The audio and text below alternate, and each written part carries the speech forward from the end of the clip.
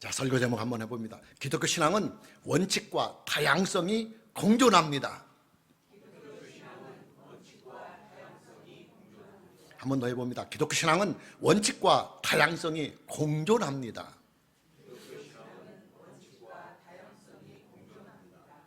여호수아 8장은 아이성 공략에 실패한 이스라엘의 군대가 그 실패를 교훈을 삼아서 다시 아이성 공략에 재도전을 해서 온전한 승리를 얻게 되는 내용을 담고 있습니다. 제1차 아이성 공략에서 36명의 사상자만 내고 크게 패했던 이스라엘의 군대는 실패의 원인을 찾아내게 됩니다. 그 원인이 뭐냐? 아간의 범죄였습니다. 아간은 여리고성을 공략할 때 하나님의 명령을 어기고 신할산의 아름다운 외투 한 병과 또 은 200세겔 그리고 금 50세겔을 몰래 빼돌려서 은밀한 곳에 감추어 놓았습니다. 하나님께서는 아간의 이 범죄가 단순한 절도의 범죄가 아니라 이스라엘 군대가 임하고 있는 이 거룩한 전쟁을 노략질과 탐욕의 전쟁으로 만들어버리는 중대한 범죄라고 간주를 해서 이스라엘의 군대가 아이성을 공격할 때 그들과 함께하지 아니하시고 손을 떼버리십니다. 하나님께서 손을 떼버리시고 발을 빼버리시는 이 전쟁, 하나님께서 함께 하시지 아니하시는 이스라엘 군대의 이 전쟁은 당연히 패할 수밖에 없습니다. 이스라엘은 아이성과의 전투에서 힘 한 번 제대로 써보지 못한 채 36명의 사상자만 내게 됩니다. 여호수아는 하나님의 명령에 따라서 아간과 그의 아들들 그리고 그의 딸들을 다 잡아서 아골 골짜기에서 처형을 합니다. 죄가 다 제거가 되었으니까 당연히 하나님께서는 다시 이스라엘과 함께 하십니다. 하나님께서는 여호수아에게 아이성을 다시 공략하라고 명을 내리십니다. 그리고 그 명령과 함께 승리의 약속도 주시고 또 이 전쟁에서 승리를 할 수 있는 승리의 전략과 전술까지도 함께 말씀해 주십니다. 본문 1절과 2절 말씀을 보면 여호와께서 여호수아에게 이르시되 두려워하지 말라, 놀라지 말라. 군사를 다 거느리고 일어나 아이로 올라가라. 보라, 내가 아이 왕과 그의 백성과 그의 성읍과 그의 땅을 다 네 손에 넘겨 주었으니 너는 여리고와 그 왕에게 행한 것 같이 아이와 그 왕에게 행하되 오직 거기서 탈취할 물건과 가축은 스스로 가지라. 너는 아이성 뒤에 복병을 둘지니라 그랬습니다. 하나님께서 여호수아에게 주신 아이성 공략의 전술이 뭐냐? 요인전술입니다. 이스라엘의 군대가 아이성의 군대에게 패하는 척을 하고 도망을 가면 한 번 승리를 맛봤던 아이성의 왕은 교만해서 이것들이 또 물러가는 거라. 그래서는 군대를 총동원을 해서 성 밖으로 빠져나와서 계속 이스라엘의 군대를 추격할 것이다. 그럴 때 성 뒤쪽에 복병을 매복을 시켜 놓아서 아이성의 군대가 성 밖을 다 빠져나오면 얼른 들어가서 그 성에 불을 질러라 하는 전술이었습니다. 여호수아는 하나님께서 지시해 주신 전술을 가지고 아이성을 공격해서 아주 쉽게 아이성을 함락하게 됩니다. 오늘의 설교는 여리고 성의 공략 방법과 아이성의 공략 방법을 함께 비교를 해보면서 이 두 가지 사건이 가지고 있는 기독교 신앙의 특징들을 함께 만나보려고 합니다. 첫째, 하나님께서는 불가항력적인 상황에서는, 이 말이 아주 중요합니다. 하나님께서는 불가항력적인 상황에서는 하나님의 초자연적인 방법으로 우리를 도우시지만, 그러나 우리의 노력이나 우리의 의지를 가지고 능히 풀어나갈 수 있는 문제들에 대해서는 하나님께서는 우리의 의지를 중요시 여깁니다. 우리는 이미 여호수아 6장의 말씀을 통해서 그 견고한 여리고 성벽이 어떻게 무너졌는지를 우리는 함께 말씀을 통해서 보았습니다. 여리고성은 하나님의 초자연 방법으로 성벽이 무너졌습니다.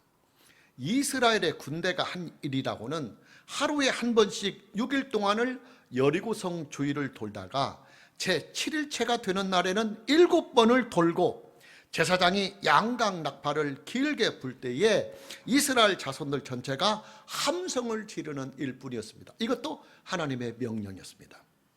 철용성과 같은 그 견고한 여리고의 성벽은 하나님의 말씀을 믿고 순종한 이스라엘 자손들의 믿음에 응답하시는 하나님께서 직접 초자연적인 능력을 사용해서 성벽을 무너뜨려 주셨습니다.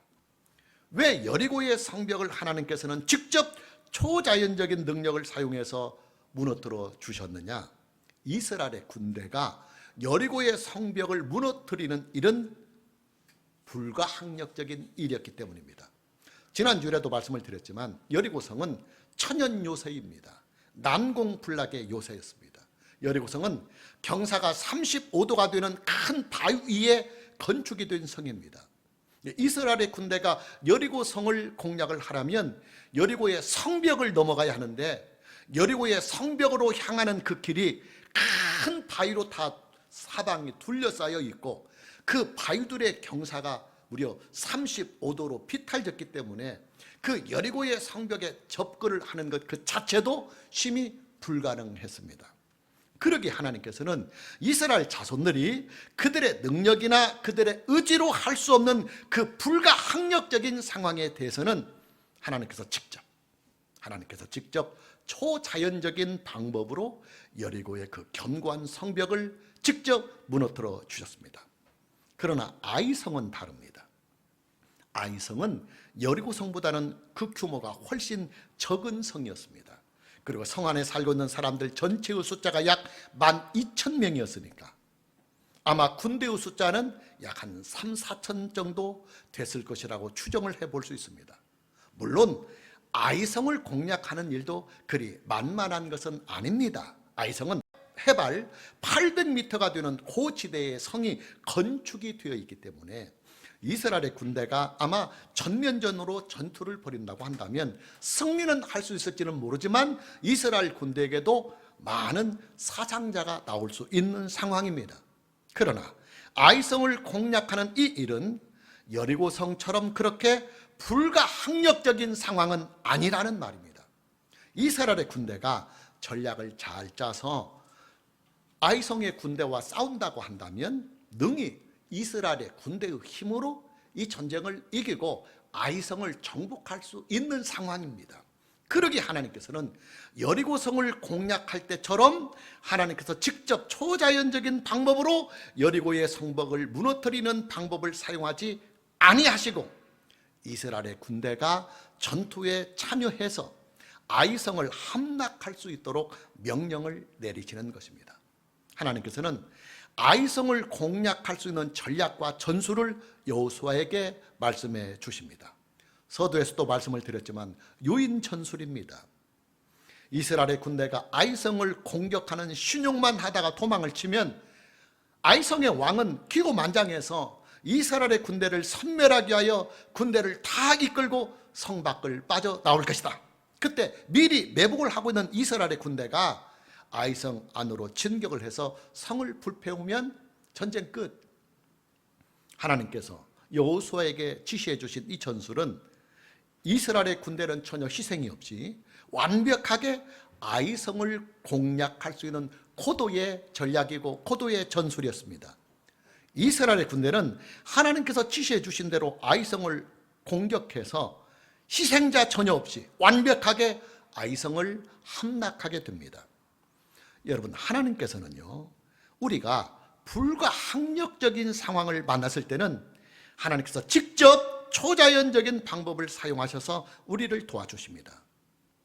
우리는 하나님께서 사용하시는 그 초자연적인 방법을 기적이다, 그렇게 표현을 합니다. 그러나 하나님께서는 우리를 도우실 때 항상 기적의 방법만을 사용하시는 것은 아닙니다. 기적이라고 하는 것은 불가항력적인 상황에서 하나님께서 우리를 도우시는 하나님의 방법입니다. 하나님께서는 우리가 우리의 의지나 우리의 노력이나 우리의 지혜를 가지고 능히 풀어나갈 수 있는 문제들에 대해서는 기적의 방법을 사용하지 아니하시고 우리들 스스로가 믿음과 의지와 지혜를 가지고 그 문제들을 해결해 나갈 수 있도록 하나님께서 우리의 문제에 대하여 협력해 가십니다. 인맥이 필요할 때는 인맥을 붙여주시고 또 돈이 필요할 때는 우리를 도울 수 있는 주변의 사람들을 움직여서 돈을 주시기도 하십니다. 우리의 질병을 치료하실 때도 마찬가지입니다. 하나님께서는 우리에게 불가항력적인 질병이 발생을 한다고 한다면 하나님께서 직접 초자연적인 방법으로 우리를 직접 치료해 주십니다. 그러나 우리가 의사의 진료나 약의 처방을 통해서 능히 치료가 가능한 질병에 대해서는 좋은 의사를 만나게 해주시고 또 좋은 약을 처방받게 하셔서 의술과 약을 통해서 우리의 질병을 치료해 주시기도 하십니다.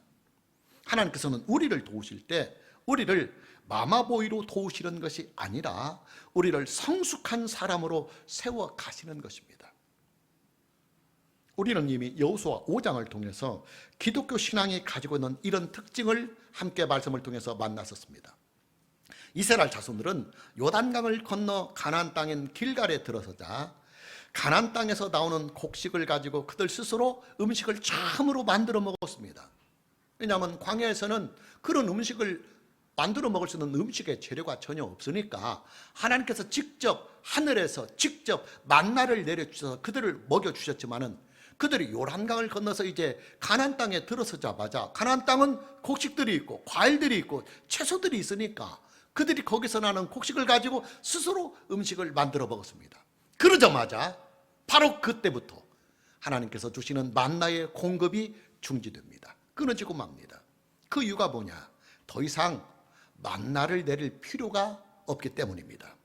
여러분, 만나는요 광야라고 하는 불가항력적인 상황에서 이스라엘 전체가 다 먹을 것이 없어서 굶어 죽을 수밖에 없는 불가항력적인 상황에서 하나님께서 초자연적인 방법으로 내리신 하늘의 음식이었습니다. 그러나 이제 이스라엘 자손들이 가나안 땅에 들어가서는 얼마든지 가나안 땅에서 나오는 곡식들과 채소들과 과일들을 가지고 그들 스스로 음식을 만들어 먹을 수가 있는 입장이 되었으니까 이제는 하나님께서는 만나라고 하는 이 기적을 거두시고 이스라엘 자손들로 하여금 그들이 직접 가나안 땅에서 나오는 소산물을 가지고 음식을 만들어 먹을 수 있도록 조치를 취하신 것입니다.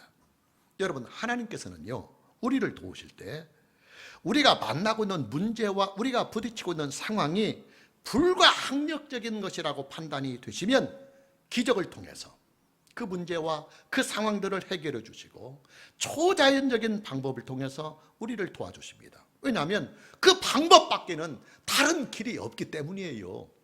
그러나 우리가 만나고 부딪히는 문제와 상황이 우리의 의지나 노력을 통해서 지혜를 통해서 능히 해결할 수 있는 것들이라고 한다면 하나님께서는 우리의 의지와 우리의 노력과 우리의 지혜를 존중해 주셔서 우리로 하여금 스스로 풀어나갈 수 있도록 곁에서 협력을 해 주십니다. 따라서 우리는 불가항력적인 문제나 불가항력적인 상황을 만났을 때는 두려워하지 말아야 합니다. 나로서는 불가항력적인 일이지만 전지전능하신 하나님께서는 하실 수 있는 일이기 때문에 이때는 하나님께서는 기적을 통해서 우리를 도우시고 우리를 구원하시고 우리를 치료해 주시며 우리를 새롭게 하시고 그리고 우리가 당하고 있는 모든 불가항력적인 상황에 대하여 하나님께서 직접 나서서 해결해 주십니다. 그러나 우리가 만나고 부딪히는 문제나 상황이 많이 힘들기도 하고 정말 어렵기는 하지만 우리가 더 분발을 하고 우리가 더 지혜를 쥐어짜고 그래서 믿음으로 잘 대처해 나갈 수 있다고 한다면 그 대처를 통해서 능히 해결이 가능한다. 하나님께서 그렇게 판단을 하시면 하나님께서는 협력을 해 가십니다. 그래서 우리로 하여금 기도하게 하시고 또 우리로 하여금 부지런히 문제 해결을 위하여 뛰게도 하시고 사람들을 만나게 하시고 그러면서 필요한 사람은 도우시고 또 필요한 일들을 곁에서 협력해 가시면서 능히 우리의 의지와 우리의 신앙과 그리고 우리의 노력과 우리의 지혜를 통해서 우리가 부딪히고 만나고 있는 그 문제들을 스스로 해결해 나갈 수 있도록 하나님께서 협력해 주십니다. 오늘 저와 여러분 모두에게 우리가 인생을 살면서 불가항력적인 문제를 만났을 때는 하나님께서 행하시는 기적으로 도우심을 받고 또 저와 여러분들의 의지나 노력으로 풀어나갈 수 있는 문제들을 만났을 때는 여러분이 가지고 있는 믿음과 또 의지와 지혜를 가지고 하나님의 협력 속에서 잘 풀어나갈 수 있는 이 은혜가 있기를 먼저 주님의 이름으로 축복합니다. 두 번째로, 하나님께서 우리를 도우시는 방법은 획일적이지 아니하시고 아주 다양하다. 획일적이지 아니하시고 아주 다양하다. 성경을 보면 하나님께서 행하시는 많은 역사들을 보게 됩니다. 그런데 그 모든 역사들을 보면 하나님께서 행하시는 역사의 방법이 고정적이지 아니하시고 항상 유동성이 있고 획일적이지 아니하시고 항상 다양하다 하는 것을 우리는 성경을 통해서 발견할 수가 있습니다. 예를 들어 보겠습니다. 하나님께서 바로와 애굽에게 행하신 초자연적인 재앙을 보면 한두 가지의 방법을 사용하신 것이 아니라 무려 10가지의 방법을 동원하셨습니다. 그리고 그 10가지의 재앙들은 다 각각 전혀 성격이 다른 재앙들이었습니다. 하나님께서는 홍해를 갈라 길을 내시고 또 요단강을 갈라 길을 만드셔 주실 때도 각각 다른 방법으로 강을 가르시고 그리고 길을 건너게 하셨습니다. 홍해바다에 길을 내실 때는 하나님께서는 먼저 길을 만들어 주신 후에 이스라엘 자손들로 하여금 건너가게 하셨습니다. 왜냐하면 이것은 불가항력적인 상황이니까. 그러나 요단강에 길을 만들어 주실 때는 그런 방법을 취하지 아니하셨습니다. 하나님께서는 이스라엘 자손들의 믿음의 결과에 따라서 요단강에 길을 내어 주셨습니다. 하나님께서는 먼저 길을 만들어 주지 아니하시고 언약궤를 맨 제사장들로 하여금 흐르는 요단강에 하나님을 믿고 발을 내디디라고 먼저 명령을 하셨습니다. 그래서 언약궤를 맨 제사장들이 흐르는 요단강에 하나님의 말씀을 믿고 발을 잠근 자, 바로 그때부터 요단강의 길이 열렸습니다. 하나님께서는 이스라엘 자손들에게 만나를 주실 때에도 만나만 주신 것이 아니에요. 이스라엘 자손들이 매일같이 만나만 먹으니까 고기 생각이 났습니다. 특히 남자들이 아이고 만나만 먹으니까 정력이 쇠해져 갖고 부부관계도 못 해갖고 뭐 무슨 재미로 사냐고 막 불평을 하기 시작합니다. 그러자 하나님께서 메추라기를 동원해서 한 달 동안 질리도록 메추라기로 고기를 먹게 했었습니다. 이뿐만이 아니에요. 하나님께서는 이스라엘의 군대가 여리고성과 아이성을 공략할 때도 각각 다른 방법으로 역사해 주셨습니다. 이스라엘의 군대가 여리고성을 공략할 때는 이게 불가항력적인 상황이니까 초자연적인 방법으로 하나님께서 직접 여리고의 성벽을 다 무너뜨리셔서 그냥 손 한 달 되지 않고 승리하게 하셨지만, 이스라엘의 군대가 아이성을 공략할 때는 군사적인 전술을 사용해서 이스라엘의 군대가 전투에 참여해서 아이성을 공략하도록 하셨습니다. 저는 우리 교인들에게 간증의 위험성, 다른 사람들이 뭐 유튜브나 아니면 교회에 와서 간증을 하는 위험성들에 대하여 자주 주지를 시켜줍니다. 왜냐? 간증이라고 하는 것은 극히 개인적인 경험이기 때문입니다. 여러분들이 다른 교회나 뭐 부흥회 혹은 유튜브에 막 수많은 간증들이 돌아다닙니다. 뭐 TV만, 그 기독교 TV만 들어도 뭐 연예인들, 스포츠인들 뭐 많은 간증들이 나옵니다. 그 간증을 들어보면 간증자의 드라마틱한 신앙생활과 인생의 역경들이 쫙 소개가 됩니다. 그런 간증을 들은 성도들의 반응은 크게 두 가지로 나타납니다. 첫째 반응은 나에게도 간증자와 동일한 역사가 일어났으면 좋겠다 하는 기대감입니다. 그리고 둘째의 반응은 왜 내게는 간증자와 같은 그런 섬세하고도 다이나믹한 그런 경험들과 역사가 없을까? 혹시 내 믿음이 잘못되지는 않았을까? 뭐 이런 실망을 하는 사람들도 있습니다. 그러나 여러분, 기독교인들의 간증은요 극히 개인적인 경험일 뿐입니다.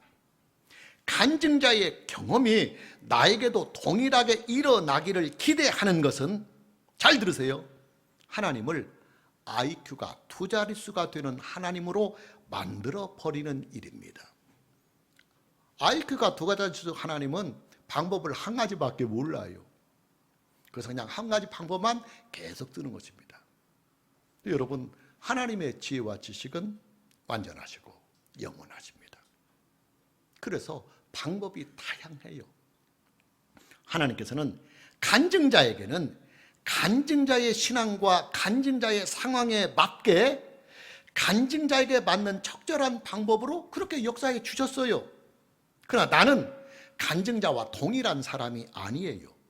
당연히 하나님께서는 나에게는 내 신앙에 맞고 내 사정과 내 형편에 맞는 방법으로 하나님께서 역사해 주십니다. 간증은 언제나 상대적입니다. 간증은 간증자에게 일어난 사건일 뿐입니다. 나와 간증자는 사람이 다르고 사정이 다르고 환경이 다르고 믿음도 다르고 그렇기 때문에 당연히 하나님의 역사하시는 방법도 다를 수밖에 없어요. 저는 음식을 먹을 때 아주 좋지 않은 습관입니다. 편식을 하는 경향이 있어요. 한번 어떤 음식에 필이 딱 꽂히면 질리도록 그 음식만 먹습니다.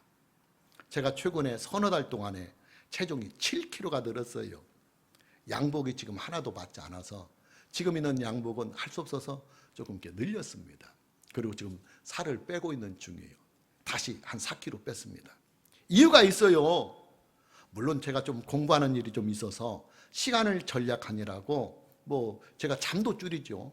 잠 한 3시간, 4시간밖에 안 되니까 잠도 줄였죠. 그렇게 좋아하는 사우나, 제가 목욕을 아주 좋아합니다. 물을 되게 좋아하거든요. 근데 그것도 끊었죠. 그리고 운동도 이제 끊었습니다. 아니면 공부할 시간이 없으니까. 그래서 이제 운동 부족으로 살이 찐 것도 있지만 그 이유 말고도 또 하나의 중요한 이유가 있어요. 최근에 교회당 바로 이 뒤편에 중식당이 하나 들어섰는데 여러분들과 가서 식사한 바로 그 자리입니다. 점심때가 되면 짜장 볶는 냄새가 아주 죽이게 납니다. 참 맛있게 나요. 그 중식당에 가서 서너 달 동안 엄청나게 짜장면과 짬뽕을 먹어댔어요.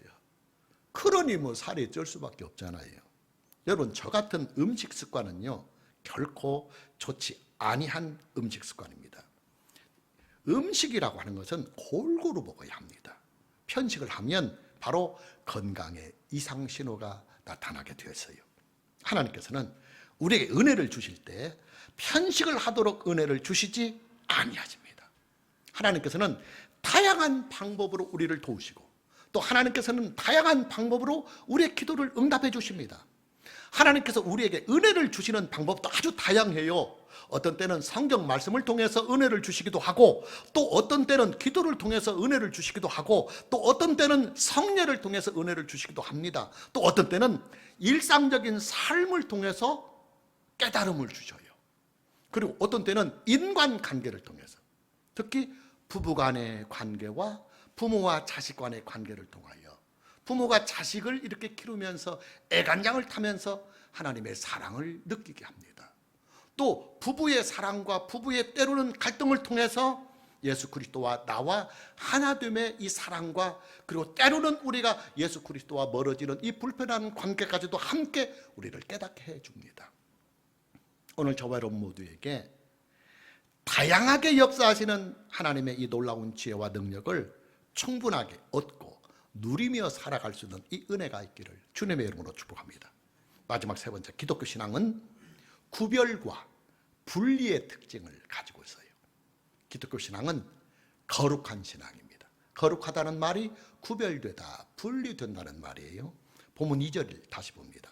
너는 여리고와 그 왕에게 행한 것 같이 아이와 그 왕에게 행하되 오직 거기서 탈취한 물건과 가축은 스스로 가지라 그랬습니다. 여리고성은 취하지 말라고 그랬는데 이것은 스스로 가지라 그랬습니다.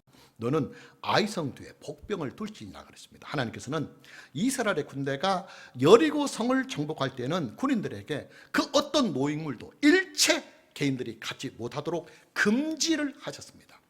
은금과 동철 기구들은 여호와의 곳간에 드리도록 하고 다른 모든 노획물들은 전부 다 소멸하라, 그렇게 명하셨습니다.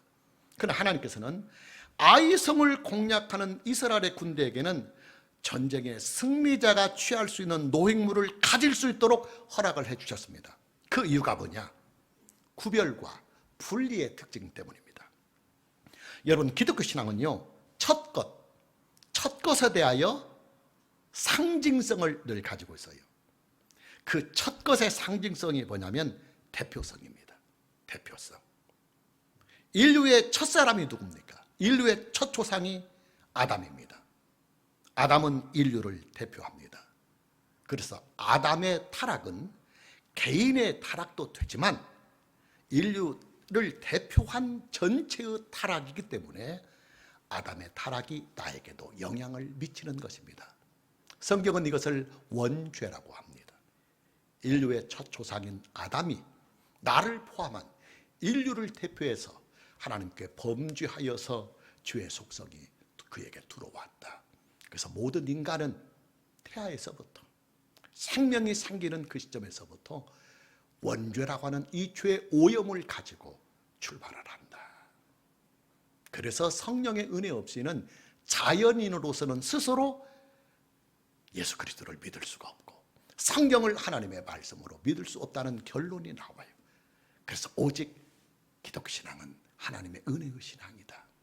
하나님께서 먼저 은혜를 주셔서 원죄의 오염이 되고 타락이 된 우리의 악한 본성에 성령을 통하여 중생의 은혜와 또 예수님을 믿을 수 있는 믿음까지도, 또 성경 말씀을 하나님의 말씀으로 믿고 순종할 수 있는 믿음까지도 은혜로 주셔야만 가능한 것이 기독교 신앙입니다.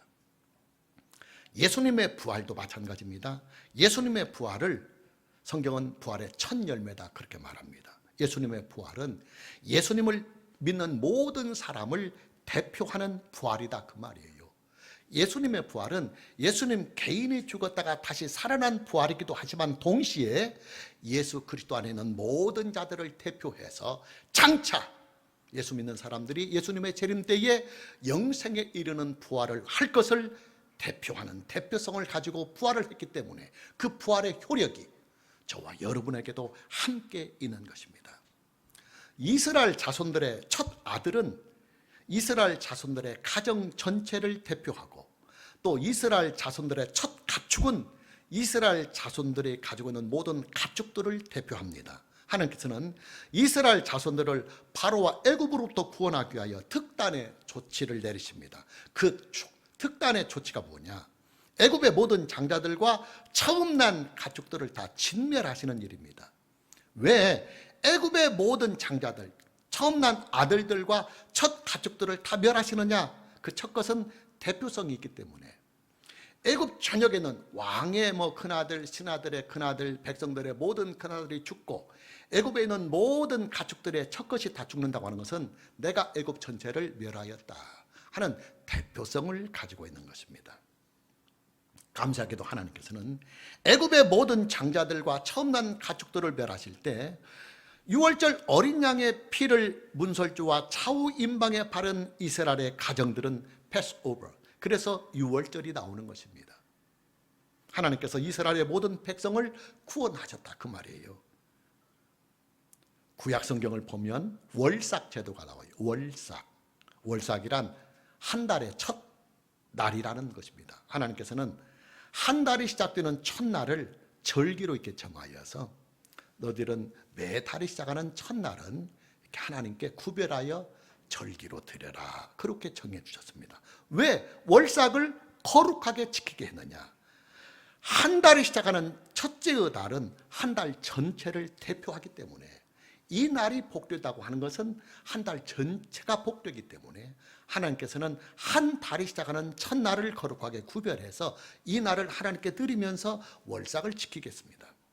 여리고성은 가나안 정복 전쟁의 첫 전투지였습니다. 여리고성 전투는 가나안 정복 전쟁을 대표하는 성질을 당연히 가지고 있습니다. 첫 전투니까.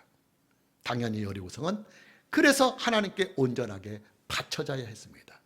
그렇기 때문에 하나님께서는 여리고성 전투에서는 여리고성에서 노력한 것들 중에서 은금과 통철 기구들은 여호와의 곳간에 다 드리도록 명하시고 나머지 모든 것들은 그 어떤 것도 노획하지 말고 다 소멸을 하라 그렇게 명하셨습니다.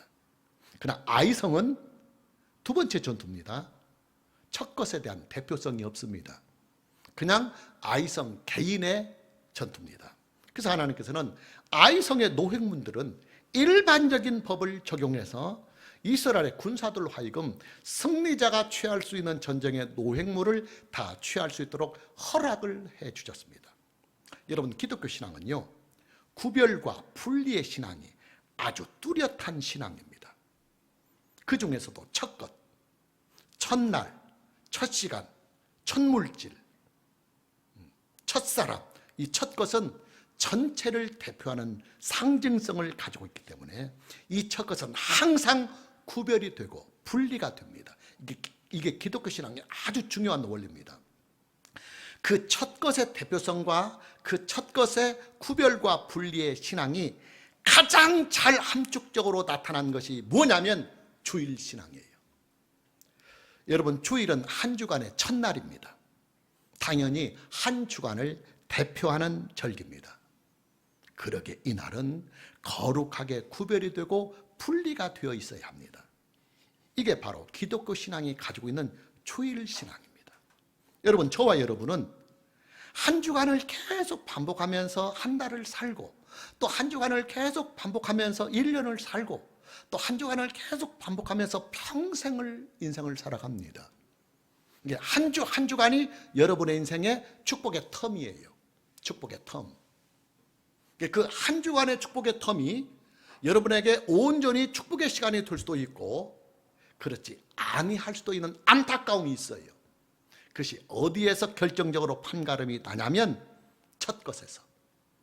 한 주일을, 한 주간을 대표하는 이 첫 것이 한 주간 모두를 다 대표하고 있기 때문에 이 첫 것을 하나님께 드리면서 하나님께 영광을 드리고 이 첫 것을 통하여 한 주간의 모든 것들을 하나님께로부터 복을 얻을 수 있는 것이, 이것이 바로 기독교 신앙이 가지고 있는 주일 신앙의 특징입니다. 여러분, 저와 여러분은요, 주일의 복을 받고 살아가는 사람들입니다. 주일의 복을 통해서 한 주간의 복을 평생을 누리며 살아가는 사람들입니다. 주일 신앙 지켜야 합니다. 우리들 자신들을 위해서도. 자, 마무리합니다. 기독교 신앙은 원칙 안에서 존재하지만 그 원칙이 바로 신구약성경 66권입니다. 그러나 그 원칙 안에서 행하시는 하나님의 방법은 아주 다양합니다. 따라서 우리는 기독교 신앙을 볼 때 입체적으로 봐야 됩니다. 전체적으로 봐야 합니다. 전체를 보지 못하면 자기 안에 기독교라고 하는 이 신앙을 자기의 좁은 마음속에 퐁당 빠뜨려서 자기 마음의 그 좁은 시야로만 기독교 신앙을 바라보는 어리석은 꼰대 신앙. 꼰대라고 그러잖아요, 요즘. 자기밖에 모르는. 자기 주관으로 모든 것을 해석하고 자기 주관으로 모든 것을 판단하고 그렇게 행하는 사람을 우리는 꼰대라고 그럽니다. 자기밖에 모르니까. 여러분, 기독교 신앙에 왜 많은 사람들이 이기주의자들이 되느냐면, 왜 자기밖에 모르냐면 꼰대 신앙 때문에 그래요. 기독교 신앙의 다양성을 모르고 기독교 신앙의 전체성을 모르고 극히 그 일부분만 파고들어서 복이라고 하는 그 부분, 나의 행복, 나와 내 가정이 어떻게 하면 하나님께 복을 누리며 살 것인가 하는 그 좁은 바늘구멍 하나로만 들어가서 기독교 신앙을 보려고 하니까 꼰대 신앙이 되는 거예요. 여러분, 기독교 신앙은 전체적으로 봐야 합니다. 숲을 봐야 됩니다. 산맥을 봐야 됩니다. 그리고 그 산맥 안에서, 전체 안에서 부분을 검토해 가야 합니다. 그래야 기독교 신앙을 통째로 이해할 수 있고, 그리고 기독교 신앙이 가지는 통체적인 맛을 우리가 다 얻고 누릴 수 있습니다. 오늘 저와 여러분 모두에게 신구약성경 66권의 그 원칙의 틀 안에서 다양하고도 풍성한 방법으로 하나님께서 우리에게 역사해 주시는 그 은혜와 복을 충만하게 얻고 누리며 살아갈 수 있는 이 은혜가 있기를 주님의 이름으로 축복합니다. 찬양합니다.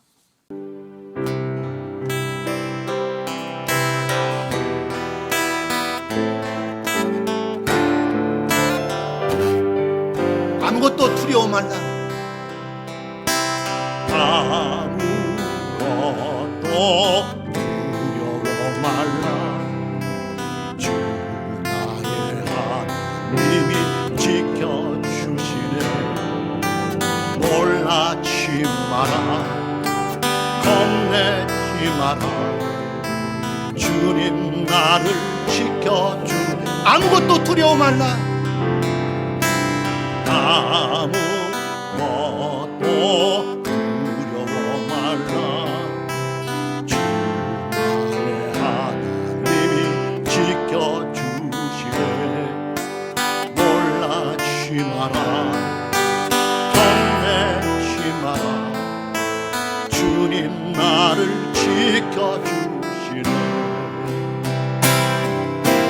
내 맘이 힘에 겨워 지칠지라도 주님 나를 지켜주시네. 세상에 험한 풍파 몰아칠 때도 주님 나를 지켜주시네. 주님은 나의 산성, 주님은 나의 요새, 주님은 나의 소망, 나의 힘이 되신 여호. 오른손 들고 처음부터 고백합니다. 아무것도 두려워 말라. 주 나의 하나님이 지켜주시네. 놀라지 마라. 겁내지 마라. 주님 나를 지켜주시. 아무것도 두려워 말라. 아무것도 두려워 말라. 주 하나님이 지켜주시네. 놀라지 마라. 겁내지 마라. 주님 나를 지켜주시네. 내 맘이 힘에 겨워 지칠지라도 주님 나를 지켜주시네. 세상에 험한 풍파 몰아칠 때도 주님 나를 지켜주시네. 주님은 나의 산성, 주님은 나의 요새, 주님은 나의 소망, 나의 힘이 되신 여호. 주님은 나의 산성이요, 주님은 나의 산성, 주님은 나의 요새, 주님은 나의 소망, 나의 힘이 되신 여호. 두 손 들고 주님은 나의 산성, 주님은 나의 요새, 주님은 나의 소망, 나의 힘이 되신 여. 다시 고백합니다. 주님은 나의 산성,